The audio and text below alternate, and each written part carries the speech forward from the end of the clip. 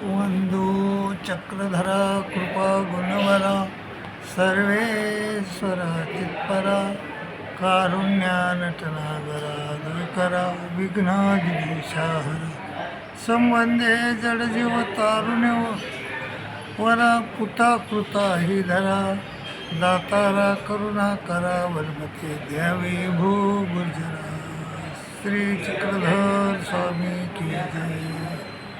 मायबापो, या मार्गाशी श्री दत्तात्रय प्रभू अधिकारक. महाराष्ट्रात अनेक संप्रदाय आहेत. त्यापैकी एक महानुभाव संप्रदाय आणि वारकरी संप्रदाय हे दोन्ही पॅरलल पंथ आहेत.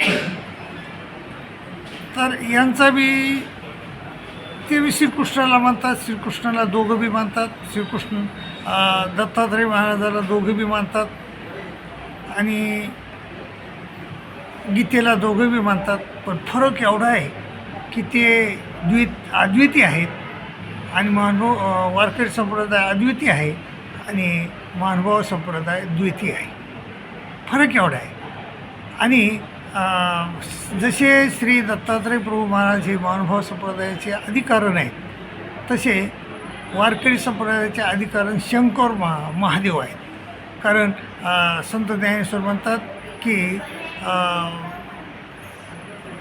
सकळ सिद्धाचा मच्छिंद्रतायाच्या आदिनाथ गुरु सकळ सिद्धाचा मच्छिंद्रतायाचा मुख्य शिष्य मच्छिंद्राने बोध गोरक्ष शिकेला गोरक्ष वळल्या घनीप्रती घनी प्रसादे निवृत्ती दातार ज्ञानदेवासार सुचविले, असं यांची गुरु परंपरा आहे.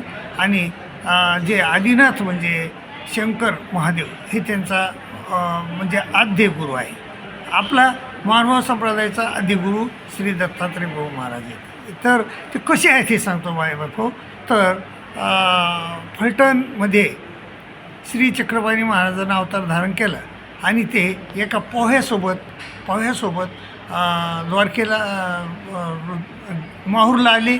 आणि माहूरला आल्यानंतर एका दाट झाडीतून वाघ निघाला आणि त्यांच्याबरोबरचे पोह्यातले लोक पळापळ झाली आणि चक्रपाणी महाराज मात्र एका ठिकाणावर स्तब्ध बसून राहिले. आणि तो वाघानं चक्रपाणी महाराजाच्या तोंडाला तोंड लावलं, डोक्यावर हात ठेवला आणि पर आणि आवर विद्याचा स्वीकार केला. पर म्हणजे ब्रह्मविद्या, आवर म्हणजे 81,10 देवतेची विद्या. या दोन्ही बी विद्याचा संचार त्यांनी चक्रपाणी महाराजाला केला. आणि चक्रपाणी महाराज मग बरेच दिवस माहूरमध्ये राहिले आणि माहूरमधून पुन्हा पोह्यासोबत ते द्वारकेला गेले, द्वारावतील गेले आणि तिथं जाऊन त्यांनी एका हातात सूप आणि एका हातात खराटा घेतला आणि ते द्वारका स्वच्छ करण्याचा त्यांनी उपक्रम हाती घेतला. आणि ते सगळा द्वारका स्वच्छ करत निर्माल्य त्या गोमती नदीच्या गोमतीमध्ये टाकत असत. तर असं आणि कडीकडीत वैराग्य धारण केलं त्यांनी. आणि असं असताना मग श्री चक्रपाणी महाराजचा अवतार हा सुरू होता. त्यांनी म्हणजे 52 पुरुषांना स्थूळाविद्या दिल्या आणि 84 पुरुषांना शिल्पविद्या दिल्या. शिल्पविद्या म्हणजे 1 ते 4 म्हणजे 72 कोटी देवतेच्या विद्याला शिल्पविद्या म्हणतात. आणि 5 ते 9 म्हणजे 9,09,10 देवताच्या विद्यांना स्थूळा किंवा अप्रोक्ष विद्या म्हणतात. त्या अप्रोक्ष विद्या ह्या किंवा स्थूळाविद्या 52 पुरुषांना दिल्या आणि 84 विद्या शिल्पविद्या 84 लोकांना दिल्या. तर असं कीर्ती सगळीकडं पसरली त्यांची. आणि मग इकडं रुद्रपूरमध्ये गोविंदप्रभू महाराजाचा अवतार झाला.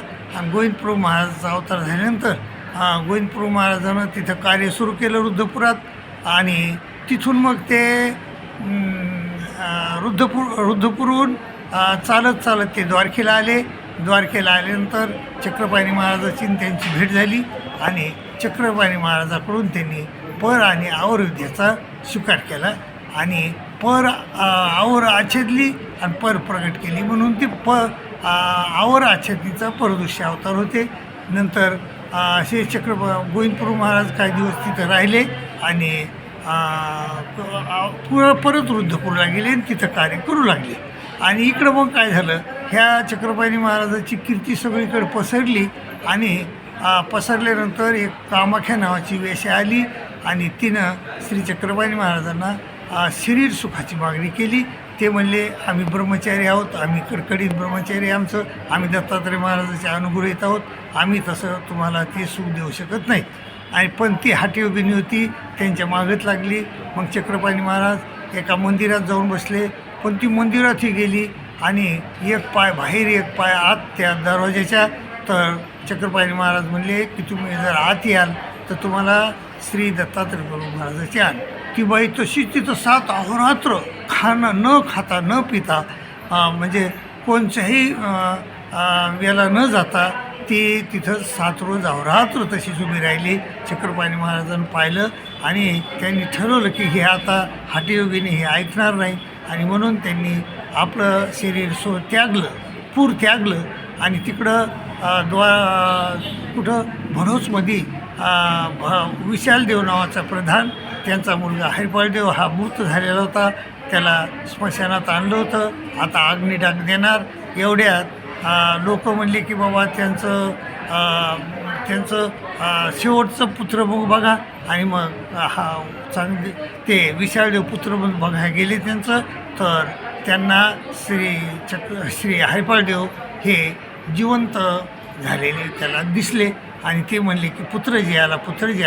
आणि कारण श्री चक्रपाणी महाराजांनं इकडं देह सोडून दिलं होतं आणि हरिपाळ देवाच्या मृत शरीरामध्ये प्रवेश केला होता आणि प्रवेश करून तो पतिताचा अवतार होता तो आणि पतित जीवांना उद्धारण्याचा त्यांनी विडा स्वीकारला. त्या हरिपाळ देवाचं पतित उठवलं आणि पतित जीवांना उद्धारण्याचा विडा स्वीकारला आणि म्हणून आणि कौना कौन येसन हेच जीव उद्धारचे हेच व्यसन, हे व्यसन धारण केलं आणि ते रुद्रपूरला आले आणि गोविंदपूर महाराजाकडून पुनश्च त्यांनी पर आणि अवरुद्ध्याचा स्वीकार केला आणि श्री चक्रधरी नाम स्वीकारलं. तर त्यामुळं काय बापो दत्तात्रय महाराज हे चक्रपाणी महाराजाचे गुरु, चक्रपाणी महाराज हे गोविंदपूर महाराजाचे गुरु आणि गोविंदपूर